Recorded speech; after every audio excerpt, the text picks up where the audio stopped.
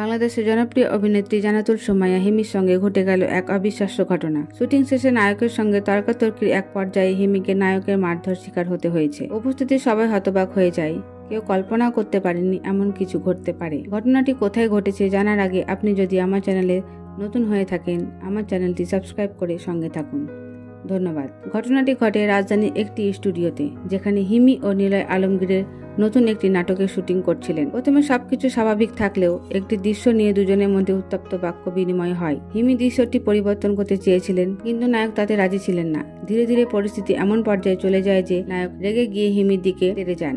হঠাৎ করে দুজনের মধ্যে ঝগড়া শুরু হয়। তারপর নায়ক চিৎকার করতে করতে হিমির হাত মুচড়ে ধরেন। পরিস্থিতি এতটাই উত্তপ্ত হয়ে ওঠে যে পরিচালককে শুটিং বন্ধ করতে হয়। এই ঘটনার পরপরই সেটের পরিবেশে থমথমে হয়ে শুটিং ইউনিটের অনেকেই বলেন তারা কখনোই হিমিকে এতটা অসহায় অবস্থায় দেখেননি। এই ঘটনায় শোবিজ অঙ্গনে মিশ্র প্রতিক্রিয়া দেখা গেছে। এক সিনিয়র অভিনেত্রী বলেন, একজন নায়িকা যদি সেটে নিরাপদ না থাকেন তাহলে অন্যদের কি হবে, বিষয়টি গুরুত্ব দিয়ে দেখা উচিত। অন্যদিকে সেই নায়ক এ বিষয়ে কোনো মন্তব্য করেননি। তবে নেটিজেনদের অনেকেই বলছেন এই ধরনের ঘটনা শোবিজে নতুন কিছু নয়, বরং এটা বারবার ঘটে আসছে। এই ঘটনার পরপরই হিমি শুটিং ছেড়ে চলে যান এবং পরবর্তী কাজের শিডিউল নিয়ে অনিশ্চয়তা তৈরি হয়েছে। তবে হিমি কি এই ঘটনার বিষয়ে মুখ খুলবেন নাকি সবকিছু চেপে যাবেন, সেটাই এখন সবার প্রশ্ন। আপনার কি মনে হয়, সত্যি কি হিমির সঙ্গে অন্যায় হয়েছে? কমেন্টে জানান।